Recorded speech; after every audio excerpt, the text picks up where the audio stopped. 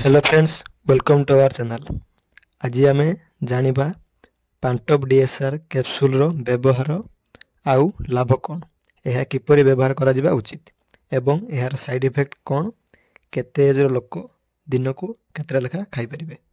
यह एक स्ट्रिप रे 15 टी कैप्सूल रहे एवं यह को आरिस्टो कंपनी तैयारी करूची।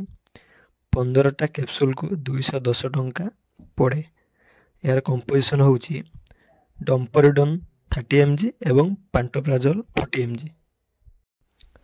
आसंतु एबे जानिबा यह केउ केउ रोग रे यूज करि परिबा।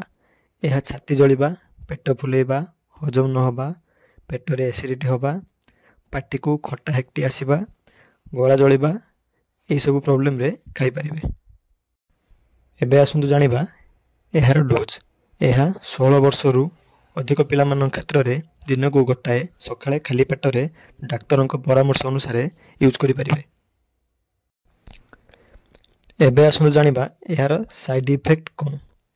यह अधिक खाइले डायरिया, स्टमक पेन, पाटी सुखिला लागिबा, मुंड बुलेबा एवं मुंड बिंधा होइथाय।